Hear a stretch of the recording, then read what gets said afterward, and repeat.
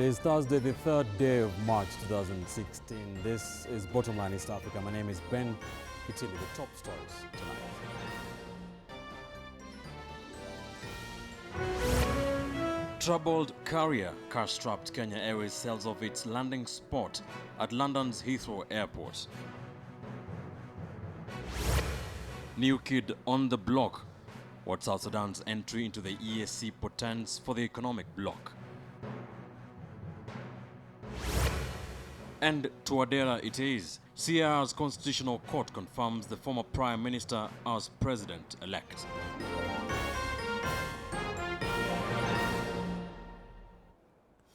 We begin from right here in Kenya, where Kenya Airways landing spot at Heathrow Airport in London has been sold to Oman Air to the tune of 7.5 billion Kenya shillings.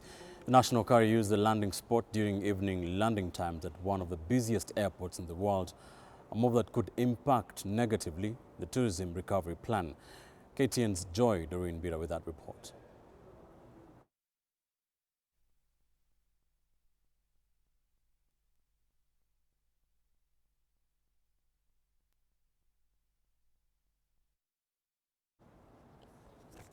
We shall be bringing that story a little bit later on.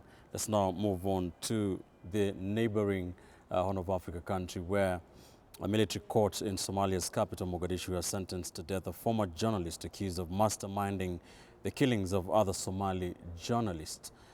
Hassan Hanafi, a member of the Islamist militant Al-Shabaab group, was arrested in Kenya in August 2014 while on the run. The court ruled that he should be executed by the firing squad. The prosecution accused him of killing 5 well-known Somali journalists since 2007. Hanafi joined the Al-Shabaab a few years ago after a stint with Radio Andalus, the group's mouthpiece in Somalia. According to the global media watchdog, the Committee to Protect Journalists, 59 journalists have been killed in Somalia since 1992 and 33 of them since 2007. Now, as I told you, the national carrier Kenya Airways landing spot at Heathrow Airport in London has been sold to Oman Air to the tune of 7.5 billion Kenya shillings. The national carrier used the landing spot during evening landing times at one of the busiest airports in the world, a move that could impact negatively on the tourism recovery plan. Kenya Airways in February announced that it had changed its flight schedule on the Nairobi-London route as part of its cost-cutting strategy, but fell short of disclosing any information about the sale of the prime landing slot at Heathrow Airport. Slots at the Heathrow lose value as the day progresses, with early morning arrivals fetching the highest value. The value of slots drops by 30% by midday and by 50% by evening, according to an earlier report by Heathrow Airport Holdings.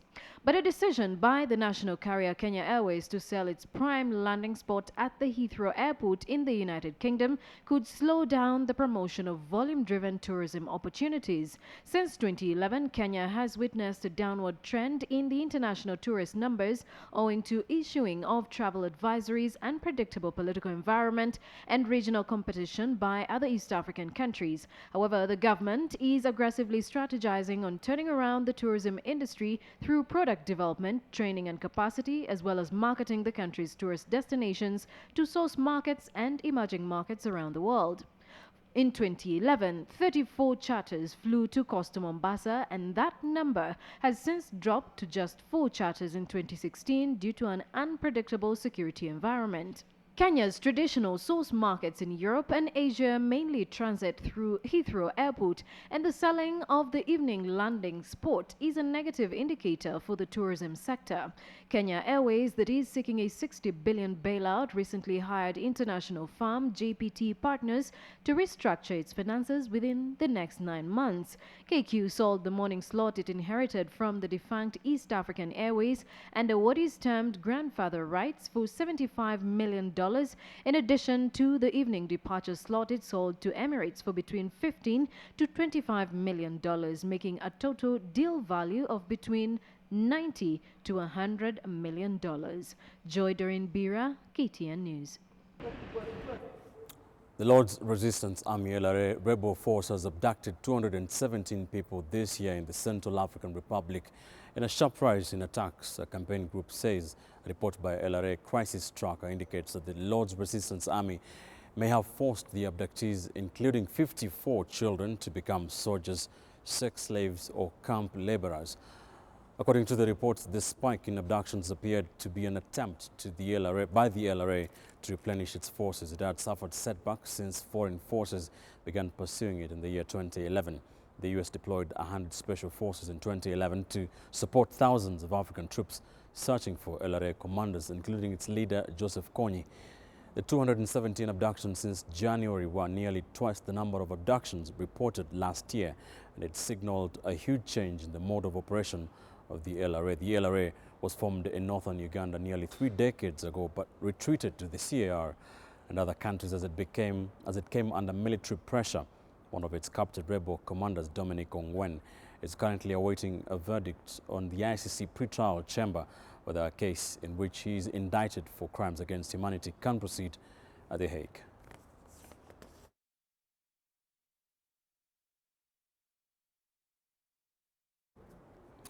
Meanwhile, the Constitutional Court of the Central African Republic confirmed that former mathematics professor Faustin Archange Touadera has been elected president. Touadera pledged to construct a lively democracy that is peaceful and respectful of the rights of each citizen.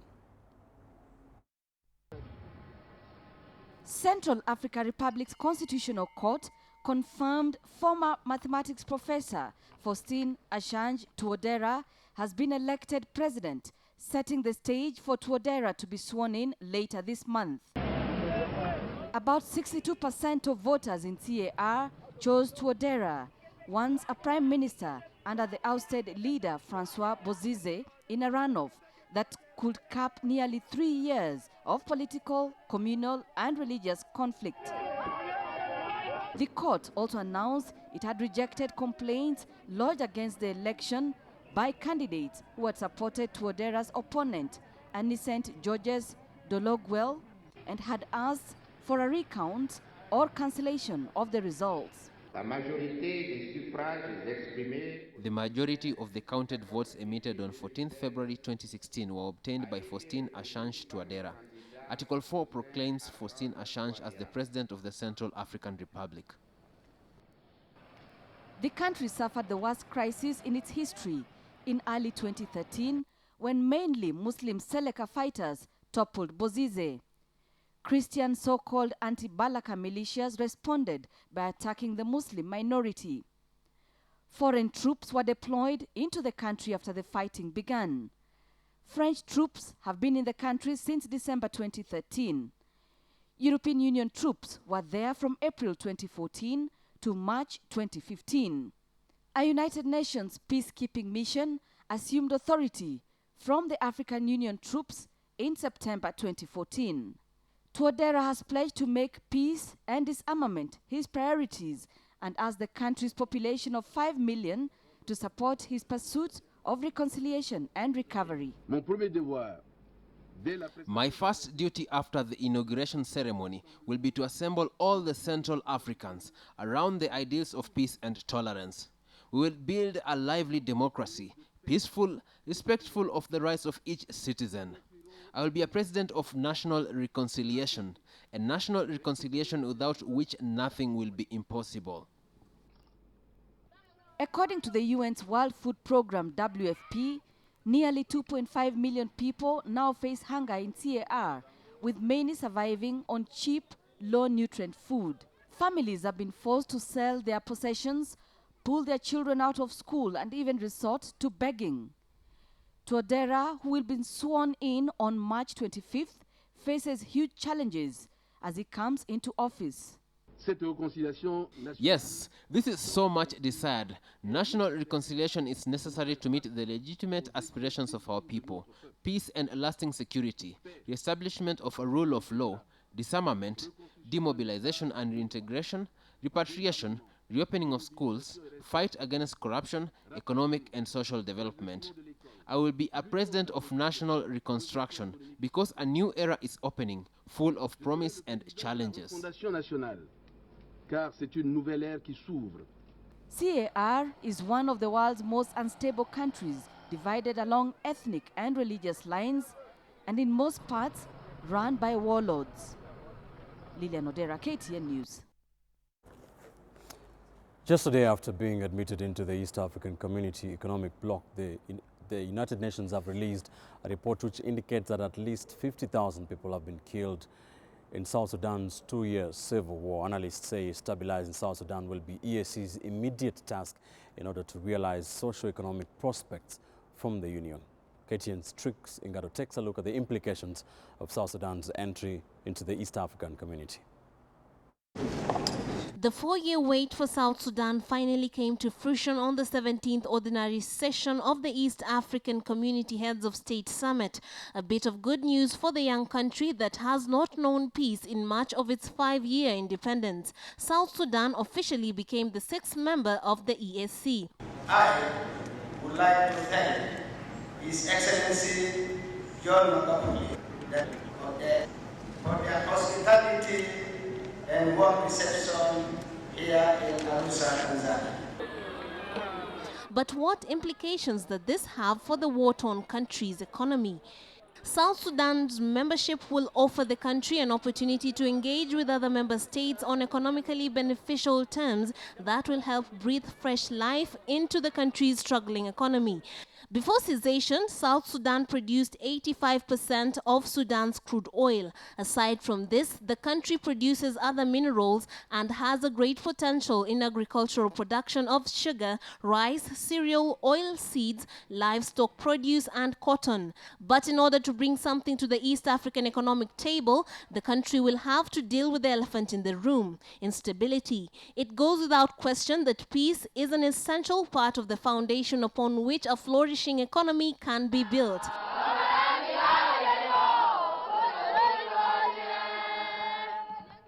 The citizens are also an essential resource in this journey, but with half affected by bloodshed, not much progress can be achieved. Currently, the UN peacekeepers are sheltering nearly 200,000 people at 6 protection sites in South Sudan. According to the United Nations, 50,000 people have been killed in South Sudan's 2-year civil war so far, a 5-fold increase in the death toll given by humanitarian agencies in the early months of the conflict. The country's top leadership recently renewed its commitment to lay down arms and work towards attaining peace despite political and logistical constraints. Trix Ingado, KTN News. Tonight on Bottomline East Africa, we are talking about the East African Community's newest member state, which happens to also be the world's newest nation, South Sudan. Let's take a look at just some of the facts about South Sudan. The area, 644,329 square kilometers. That is according to some fact. That is slightly smaller than the state of Texas in the United States. It has a population of 12,042,910 people. That is according to estimates from July 2015. Let's take a look at the economy. You know, we're talking about socio-economic factors that will come into play in the East African Community with the 5 other member states. And of course, let's take a look at the GDP, that is the purchasing power parity of the state of South Sudan. That is $23.5 billion US. That is according to estimates in 2014. The median age of South Sudan is 17 years. Let's now bring in the chargé d'affaires at the South Sudanese embassy here in Nairobi. That is Jimmy Deng. Just take a look at some of these issues.